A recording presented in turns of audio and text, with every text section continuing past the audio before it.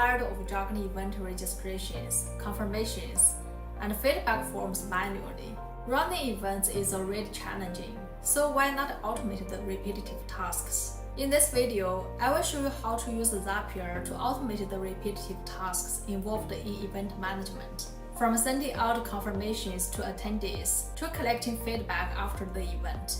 We will create a seamless workflow that saves time and keeps everything organized. By the end of this tutorial, you will have the tools to streamline your event process like a pro without breaking a sweat. Now, let's break down the workflow step by step to understand how this automation works. First, whenever someone registers for your event on Eventbrite, it triggers the workflow. This is where everything begins. Zapier then steps in to handle two important tasks. It sends a confirmation email to the attendee, welcoming them and confirming their spot, and it adds their details to your CRM system, like HubSpot, to keep your attendee data organized and accessible. Next, after your event ends, based on the date and time in your calendar, Zapier automatically sends a feedback survey to the attendee.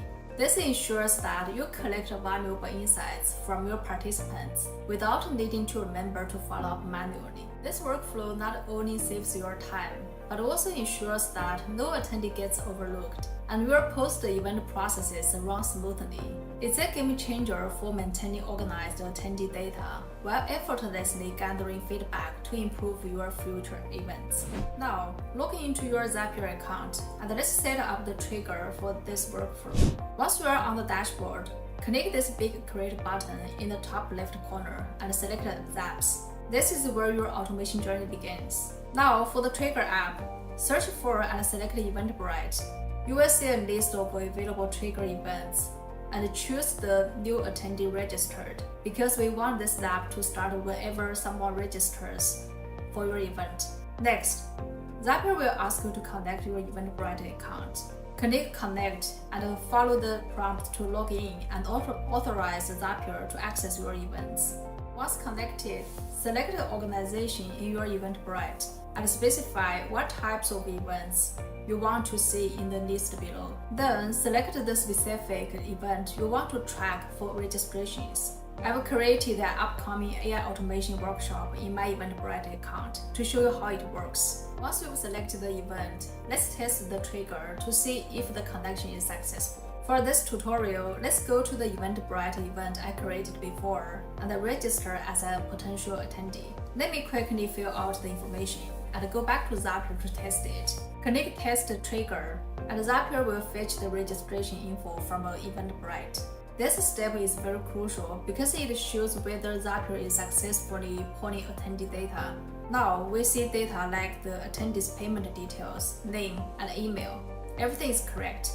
With this, Zapier is now ready to capture new registrations for your selected event. Now, let's set up the first set of actions in our workflow, which is sending a confirmation email and updating the CRM with attendee details. This will ensure that attendees are welcomed promptly and their information is well organized for follow-ups. For the first action, we will send a confirmation email. In Zapier, click this plus icon to add an action step. Then search for and select your email platform, such as Gmail or MailChimp. If you are using Gmail, choose the Send Email Action event. If you are using MailChimp, select Add Subscribe to Audience. Connect your email or MailChimp account to Zapier if you haven't already. Next, you will customize the email content. Click the plus icon to select the field from the registration.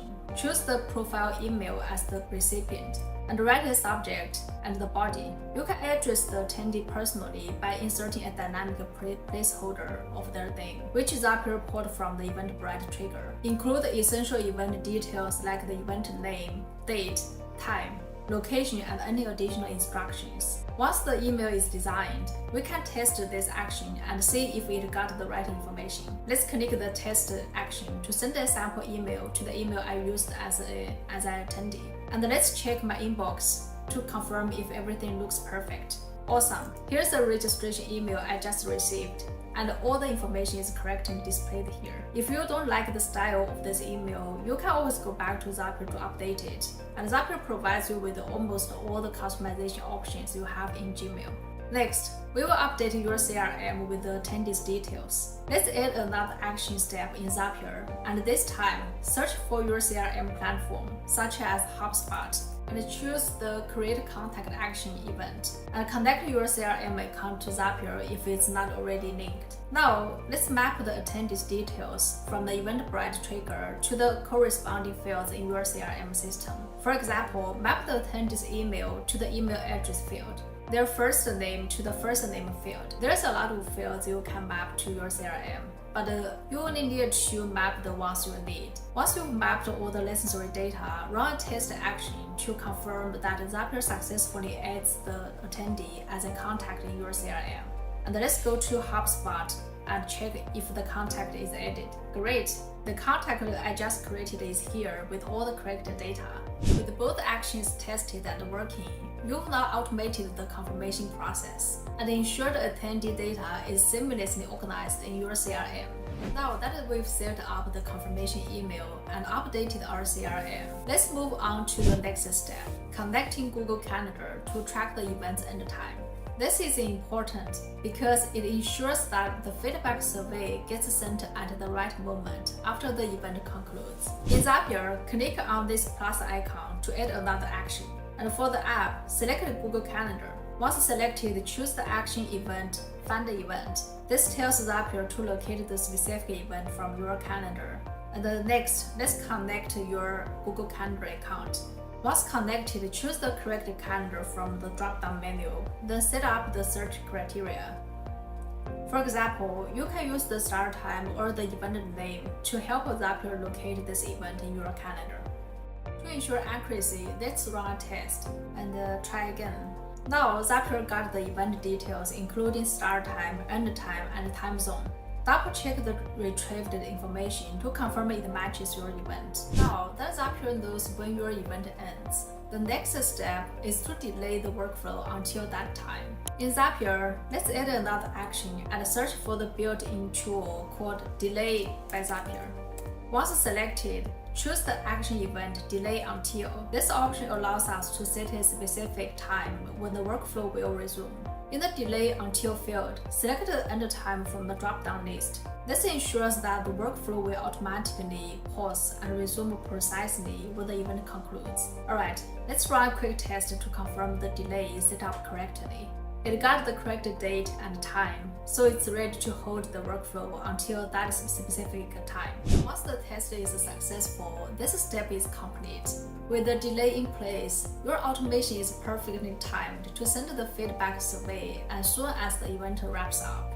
Now it's time to set up the final action, which is sending the feedback survey email to your attendees. This step ensures that you get valuable insights from your audience after the event concludes. In Zapier, click this Add Another Action and search for your email platform, such as Gmail or MailChimp. I will choose Gmail and choose the action event Send Email. Next, connect your email platform to Zapier. And in the To field, dynamically map the attendee's email address from the Eventbrite trigger. In the Subject field, let's create an engaging subject line. For example, we would love your feedback on event name, AI Automation Workshop. In the email body, you can personalize the message to make it attendee focused. And here's an example I prepared for this demo. Let's map the name from the Eventbrite trigger and change the survey link to the actual link. Once you've filled in all the details, let's run a test to ensure everything works as expected. And now Zapier will send the email to the attendee, and let's check if it's received in the inbox. Great, it's here. The email was sent successfully and the survey link is included as well. After confirming the test, your entire workflow is complete. You've now automated not just your event registration and confirmations, but also your post-event feedback collection, which saves you hours of manual work while enhancing your attendees' experience. Next, let's review and activate the workflow to ensure everything is set up correctly and ready to run. Before activating this app, take a few minutes to check each step to confirm everything is properly configured. Once you are confident everything looks good, and click this toggle switch at the top to turn on this workflow. Also, give your Zap a descriptive name like Event Registration and Feedback Workflow to make it easy to identify in your Zapier dashboard later. And that's it. Your automation is now live. From this point forward, every time someone registers for your Eventbrite, Zapier will handle the registration, send a confirmation email, add the attendee to your CRM, and follow up with a feedback survey after the event ends. You've just streamlined your event management process, completely hands-free. Now that you've mastered this workflow, let's explore some additional ways you can optimize and extend your automation. First, you can consider adding a backup system. You can create another action in Zapier to log all the attendee details into a Google Sheet. This gives you an easy-to-access record of registrations, even if your CRM isn't available. Another great idea is to follow up after receiving feedback. For example, you could set up another action to send a personalized thank you email to attendees who completed the survey. This small gesture can leave a lasting impression and increase engagement for your future events. Zapier also has an incredible library of pre-made templates tailored for event management. These templates can help you get started with more workflows in minutes.